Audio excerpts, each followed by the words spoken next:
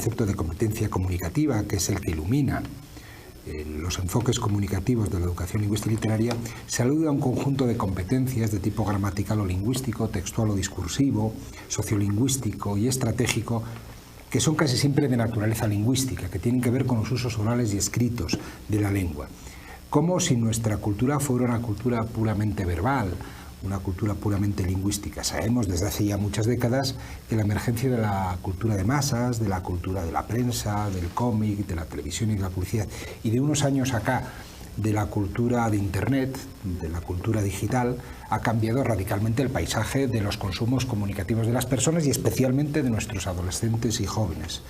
Y por tanto hoy el concepto de competencia comunicativa debe incorporar junto a estas competencias de tipo lingüístico, textual, estratégico y sociolingüístico competencias de tipo mediático, de tipo semiológico, competencias de tipo analógico y digital, competencias que permitan una interpretación crítica de los mensajes de los textos de la cultura de masas, especialmente de la televisión y de la publicidad, y de los textos y hipertextos que aparecen en Internet, con el fin de que nuestros estudiantes no sean solo espectadores atónicos y devotos de lo que ahí aparece, sino que sean personas que tengan conocimientos, habilidades y actitudes que permitan una indagación crítica sobre los efectos a menudo inadvertidos de esos mensajes. Y en ese contexto, El principio de cooperación, supuesto pragma lingüístico, desarrollado por Paul Grice, tiene por finalidad un intercambio lingüístico eficaz entre interlocutores.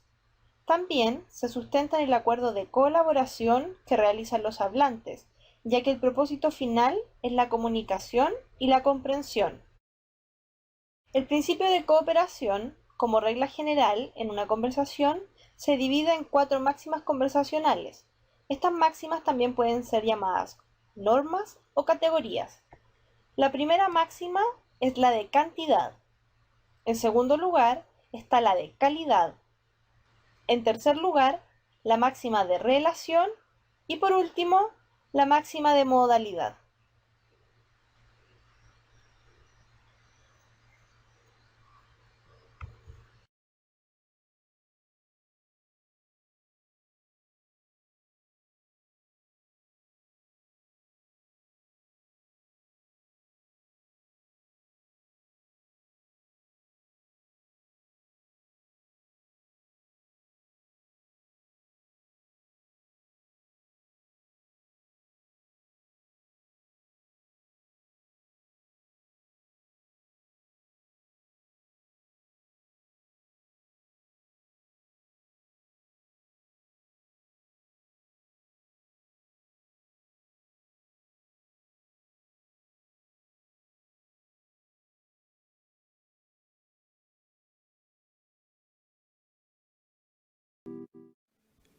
Las personas utilizamos métodos para llevar a cabo y dar sentido a nuestras actividades cotidianas, es decir, para que nuestra vida funcione sin demasiados contratiempos. La etnometodología es el estudio de estos métodos que utilizamos para hacer y vivir lo cotidiano. Los etnometodólogos atienden al modo en que las personas, en sus interacciones cotidianas y conjuntamente, construyen, mantienen, alteran y definen la realidad en la cual viven y la forma de darle sentido y cómo se desarrollan las acciones adecuadas. El término etnometodología, tal y como quedó formulado por su fundador y principal exponente, Harold Garfinkel, se puede utilizar, por ejemplo, en el estudio de las tribus humanas que existen a lo largo del planeta, con el fin de comprender sus interacciones y costumbres. Harold Garfinkel fue un profesor emérito de sociología en la Universidad de California en Los Ángeles. Garfinkel es uno de los promotores claves de la tradición fenomenológica en la sociología estadounidense. La etnometodología, como Garfinkel la propuso, está interesada en la acción social, la intersubjetividad y la comunicación lingüística, tópicos hallados en el corazón de la pragmática. Aparte de producir por derecho propio una amplia gama de estudios penetrantes y novedosos que fundamentan en gran medida el análisis de la conversación. Por ejemplo, se pueden utilizar las técnicas de la etnometodología para estudiar el desarrollo del lenguaje en una comunidad y cómo una misma palabra puede tener distintos significados dependiendo del contexto y el tono. se tienen en cuenta las ideas de Van Dijk, que definen el discurso como un suceso comunicativo utilizado para compartir ideas o creencias. Incluso también se puede decir que es utilizado como acto de interacción verbal. Todo lo que rodea el suceso comunicativo, el acto de habla o el acto de interacción. Hay que aclarar que la dimensión de la estructura verbal se encarga de ese análisis de la forma del acto comunicativo, del suceso comunicativo, de la estructura, como lo dice su propio nombre. Y para hacer este tipo de análisis se tienen en cuenta el primer nivel de la lengua que abordamos. Se trata del nivel fonético-fonológico, que, como ya hemos visto, se consiste en darnos cuenta de todo lo que tiene que ver con los sonidos que están incluidos dentro del suceso comunicativo.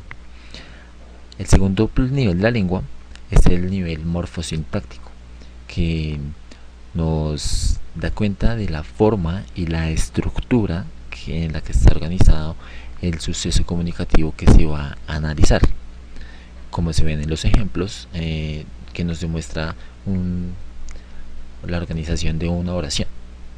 El tercer nivel de la lengua, que es el nivel semántico, que nos da cuenta de todo lo que tiene que ver con el contenido de ese suceso comunicativo, todo lo que está relacionado con la significación. Además, son las formas de organizar el texto, en donde está incluida la macroestructura semántica, que nos brinda conceptos como el plano de la expresión y el plano del contenido, en donde se abordan las ideas de la cohesión y la coherencia que están incluidas dentro de un suceso comunicativo.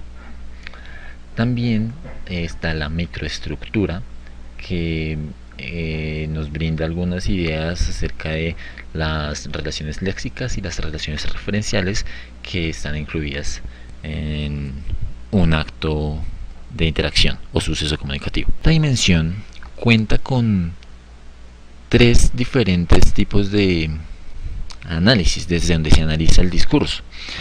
Esta primera parte de esta dimensión tiene que ver con los grupos que pueden emitir un evento comunicativo. Dentro de estos grupos podemos encontrar algunas culturas, naciones, géneros, etnias, incluso generaciones enteras, que son las que emiten discursos de algún tipo. La segunda parte de la dimensión acción-interacción son las acciones que están involucradas dentro de algún evento comunicativo. Acciones como el poder, la dominación, la resistencia, que a partir del análisis del discurso desde esta dimensión se pueden hacer evidentes en algún discurso o en algún suceso comunicativo. La tercera parte de esta dimensión son las intenciones. Las intenciones que se encuentran dentro de algún acto de habla o suceso comunicativo. A partir de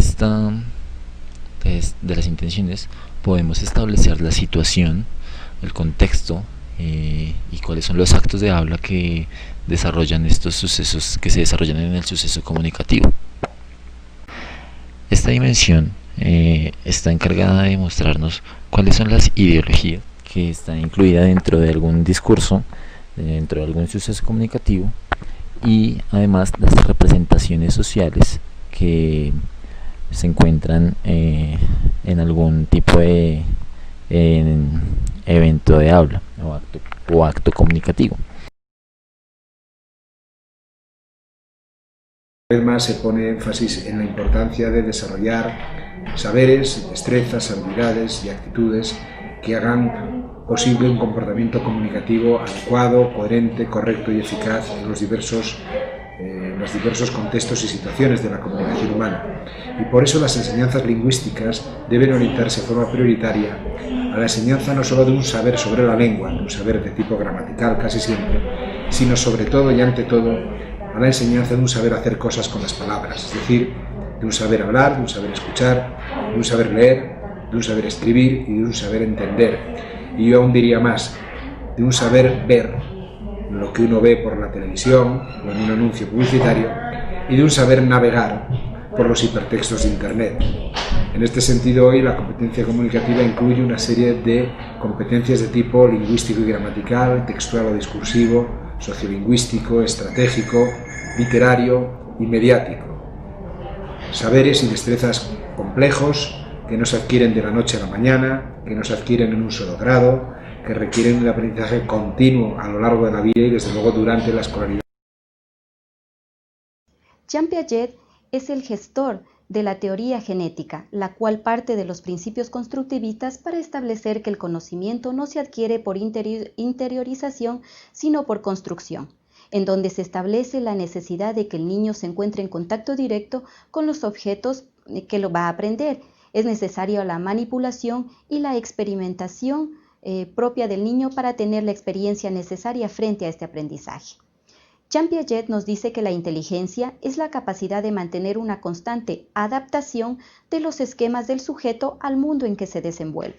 Pero, ¿qué implica esta adaptación? Veamos los conceptos principales que establece Jean Piaget. Jean Piaget nos habla de 3 conceptos básicos: asimilación, acomodación y equilibración. La asimilación es el proceso que incorpora nueva información a un esquema preexistente adecuado para comprenderla. Acomodación es aquel proceso que produce cambios esenciales en el esquema, y la equilibración es la tendencia innata de los individuos a modificar sus esquemas a fin de dar coherencia a su mundo percibido. Vemos entonces que en un primer proceso de asimilación tenemos una estructura cognitiva. Se incluye en ella nueva información, pero solamente se la incorpora. Para en un segundo proceso, que es la acomodación, ya existen modificaciones y cambios en esta estructura mental. La equilibración, obviamente, es cuando ya se han modificado los esquemas y la persona tiene el aprendizaje y el conocimiento de una realidad. ¿Qué es entonces, según estos conceptos, básicamente el aprendizaje? Es una actividad indivisible conformada por procesos de asimilación y acomodación, en donde el equilibrio resultante permite que la persona se adapte a su realidad. Esta realidad cambia al sujeto y a su vez el sujeto cambia la realidad dentro de un proceso de aprendizaje.